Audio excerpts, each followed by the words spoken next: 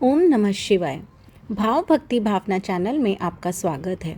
आज सावन महात्म का हम चौथा अध्याय सुनेंगे, जिसका शीर्षक है धारण पारण व्रत। भगवान शंकर ने ब्रह्मपुत्र से कहा, हे ऋषिवर, अब मैं तुम्हें धारण पारण व्रत के बारे में बताऊंगा। पूर्व प्रतिपदा तिथि को पुण्याह वाचन कराने के बाद मेरा व्रत धारण करना चाहिए। एक दिन धारण और दूसरे दिन उसका पारण करना चाहिए। धारण में उपवास तथा पारण में भोजन विहित है। मास की समाप्ति पर उद्यापन करना चाहिए।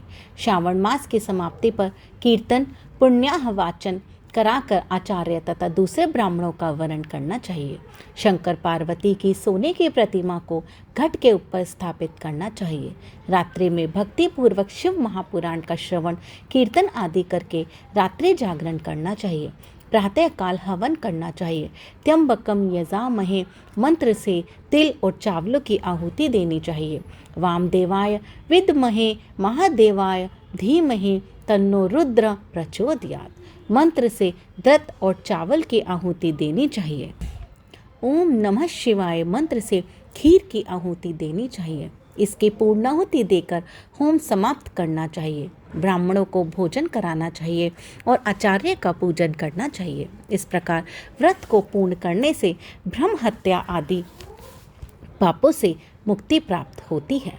इसमें लेश मात्र भी संदेह नहीं है। हे सनत कुमार, अब तुम श्रावण मास में उपवास की विधि सुनो।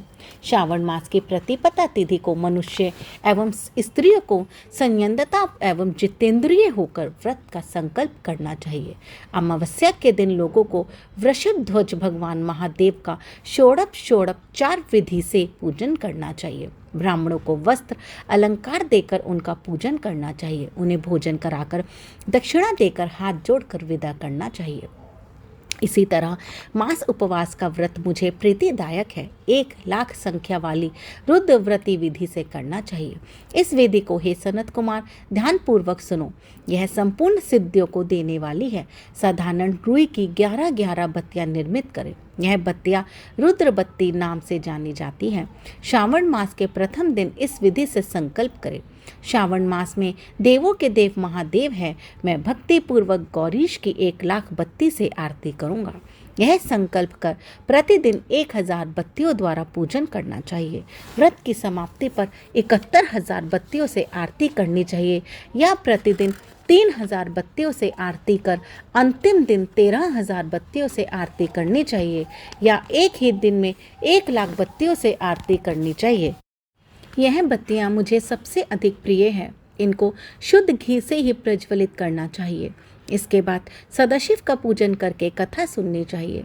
सनत कुमार भगवान रुद्र से बोले, हे महादेव, मुझे अब आप यह बताने का कष्ट करें कि इस व्रत का प्रभाव क्या है, इस व्रत को किसने किया और इस व्रत के उद्यापन की विधि क्या है। ये सब बातें मुझसे विस्तार पूर्वक कहिए। भगवान शिव ब्रह्म कुमार सनत कुमार से बोले, तुमने जो मुझसे पूछा है उसको मैं तुम्हें बताता हूँ, ध्यानपूर्वक सुनो। यह व्रत सब व्रतों में श्रेष्ठ और महान पुण्य प्रदान करने वाला है तथा संपूर्ण उपद्रवों का नाश करने वाला है। यह व्रत पुत्र तथा सौभाग्य को प्रदान करने वाला माना जाता है। सत्य तो यह है कि तीनों लोकों में रुद्रवती जैसा कोई दूसरा भी व्रत नहीं है। इसके संबंध में मैं तुम्हें एक कथा सुनाता हूँ।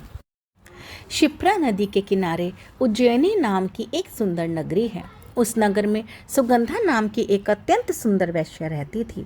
उस वैश्या ने कई युवा पुरुषों तथा ब्राह्मणों के धर्म नष्ट किए। बार बार बहुत से राजाओं तथा राजकुमारों को बिगाड़ा। इस प्रकार उसने अनेक व्यक्तियों को बुरी तरह से लूटा और लूटने के बाद धक्के देकर घर से बाहर निकाल दिया। अब वे सम्मानित नागरिक शर्म के मारे किसी को अपना मुंह तक न दिखा सके थे। उस सुगंधा के शरीर से निकली सुगंधी 1 कोस तक फैलती रहती थी। पृथ्वी पर उसके रूप लावण्य की ख्याति दूर दूर तक फैल गई। वह गायन विद्या में 6 राग तथा 36 रागनियों में निपुण थी। नृत्य में वह रंभा आदि देवियों को पीछे छोड़ चुकी थी। एक बार वह क्षिप्रा नदी के तट पर गई। वहां उसने सब और ऋषियों को देखा। कुछ ब्राह्मण स्नान कर रहे थे तो कुछ भगवान शिव या भगवान विष्णु की अर्चना कर रहे थे। उसने वहां ऋषि विशिष्ट को बैठे देखा। उनके दर्शन मात्र से के प्रभाव से उसकी बुद्धि परिवर्तित हो गई। उसका मन अपने जीवन तथा विषयों से हट गया। वह महर्षि वशिष्ठ के चरणों में गिरकर अपने पाप कर्मों के नाश का उपाय पूछने लगी।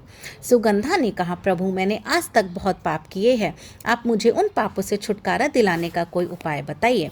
महर्षि वशिष्ठ उसकी बात सुनकर बोले, तुम मेरी बात ध्यानपूर्वक सुनो। तेरे पापों का नाश जिस पुण्य के करने से होगा, वह सब उपाय मैं तुम्हें बताता हूँ। तू वाराणसी में जाकर रुद्रव्रती नामक व्रत को कर। यह व्रत महान पुण्य देने वाला तथा शिव शंकर की भक्ति में मन को लगाने वाला है। इस व्रत के करने से तुम्हारी सद्गति हो सकती है।